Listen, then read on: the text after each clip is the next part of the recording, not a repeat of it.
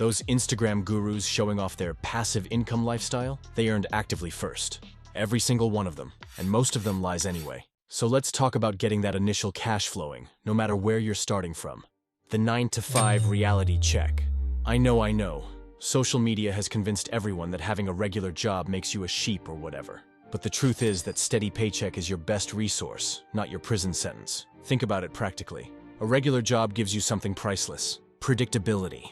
You know exactly when money hits your account. You've got health insurance handling those surprise medical bills. Take a software developer in India earning around $2,000 monthly. By Western standards, that might not sound like much, but with lower cost of living, they can save nearly half of it.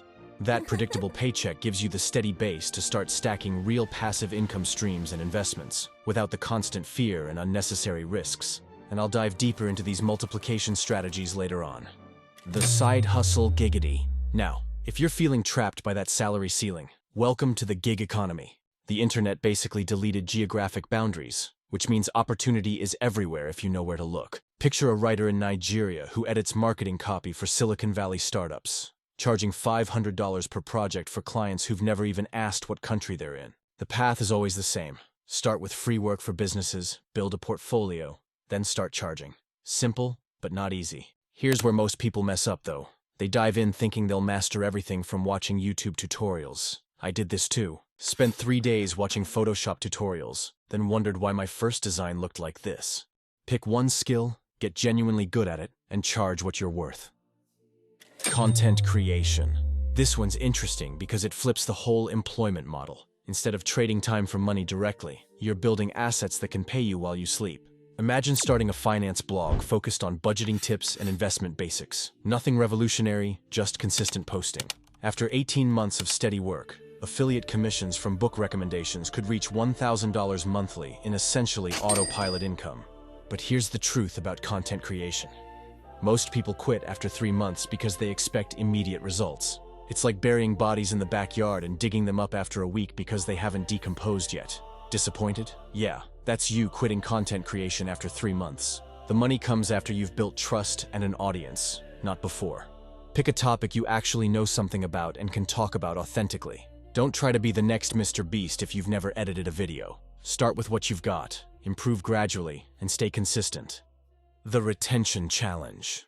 All right, you're earning money. Congratulations, you're ahead of people who are just dreaming. But here's where things get tricky. Keeping what you earn is often harder than earning it in the first place.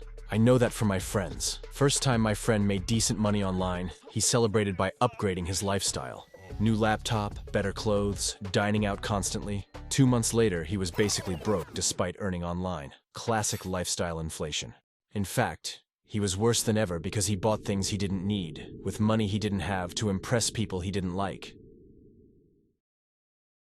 The biggest trap. Every store is a battlefield and your money is the prize. I don't care if it's a boutique or a Walmart. The second you walk in, you're being hunted. The system isn't evil. It's just really good at its job, making you spend. Okay? But what is your defense here? It's simply knowing the game. That $200 blender that promises to change your life. You'll use it twice, then it becomes the world's most expensive dust collector. I know because I've been there. Here's a little map I love to look at. Take a screenshot.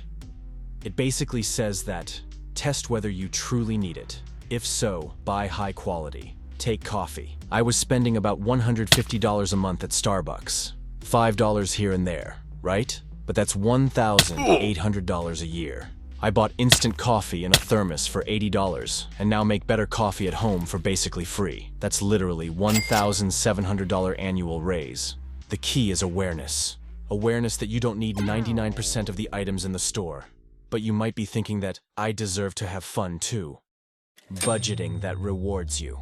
Budgeting gets a bad rap because most people approach it like a diet, super restrictive until they inevitably break and binge. But here's what actually works. The 50-15-35 rule. 50% goes to needs. Rent, groceries, utilities, minimum debt payments. The stuff you literally can't live without. Of course, the lower is the better here. 15% goes to wants. Dining out, entertainment, hobbies, like playing GeoGuessr or hanging out with friends and family. Things that makes you want to build a feature worth living and keeps you sane. And 35% goes straight to wealth building. Emergency fund first, then investments. You need an emergency fund because you never know when World War III is going to happen. It should cover around 5 to 6 months of expenses, giving you time to find a job or rest a little. I use a simple spreadsheet to track everything. You don't need something fancy, just income at the top, fixed expenses listed out, and the remainder allocated to 3 buckets. The multiplication of money. Okay, so you're earning consistently and keeping most of what you make. Now comes the fun part. Making your money multiply faster than inflation. This is where compound interest comes. Einstein supposedly called it the 8th wonder of the world. And while he probably never said that, the sentiment is spot on. Compound interest is nature's way of saying, rich get richer, poor get YouTube ads. Investment basics. Let's start simple. Stock market investing isn't gambling if you do it right. The key word there is right. I put most of my investment money into broad market index funds. Boring? Absolutely. Effective? The S&P 500 has averaged about 10% annual returns over the past century. Here's what that means practically. $30,000 invested today becomes about $200,000 in 20 years without you doing anything. That's the power of compound growth. The biggest mistake I see people make? Trying to time the market, waiting for the perfect moment to invest. But never forget this. Time in the market beats timing the market every single time. Building passive income streams. This is where things get interesting. Once you've got some capital built up, you can start creating income streams that work even when you're sleeping. Real estate is the classic play here. I have an extra apartment upstairs that I rent out instead of using for storage. The rental income covers most of my expenses, so I'm essentially living for free while building equity. But real estate isn't the only game.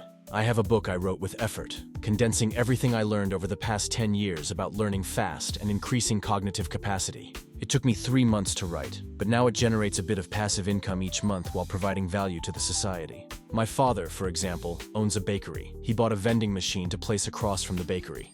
He couldn't have done this without having money first.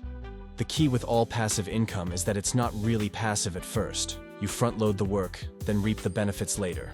It's like building a machine that prints money. But well, you've got to build the machine first. The path forward. We spend our lives running after this thing. Scraping, saving, multiplying. But why?